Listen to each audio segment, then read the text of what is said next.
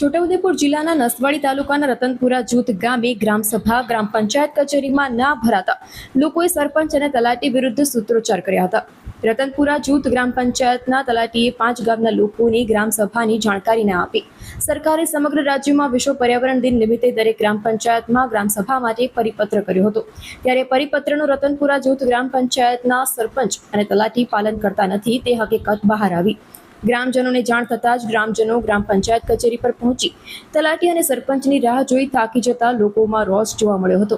સ્થાનિક લોકોનો આક્ષેપ છે કે ગ્રામસભાની જાણકારી 5 ગામના લોકોને કરવામાં ન આવી, જ્યારે ગ્રામસભામાં અનેક પ્રશ્નોની રજૂઆત સ્થાનિક લોકો કરવા માંગતા હતા, પરંતુ તલાટી અને સરપંચ બંધ બારણે સભા કાગળ ઉપર બતાવી દેવાનો કારસો રચ્યો હતો। ચૂંટાયેલ તાલુકા પંચાયતના સદસ્યને પણ ગ્રામસભાની જાણ પણ કરવામાં આવી ન હતી।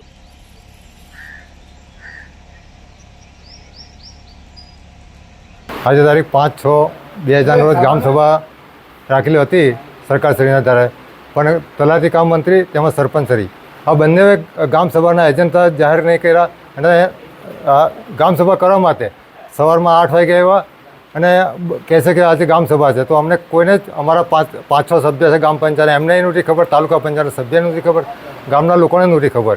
તો અમારી પાસે જો ગ્રામસભાનો એજન્ટ જ ના હોય તો એના મુદ્દા વાંચીને અમે ગ્રામસભામાં રજૂઆત શું કરીએ? અને અમને ખબર પડી તો અમે અત્યારે 10-10:30 વાગે બધા ભેગા થયા કે આજે ગ્રામસભા છે એમ, તો તલાટી પોતાની મનમાની કરી અને ગ્રામસભા સવારમાં 8 વાગે કરી અને જતો રહ્યો છે।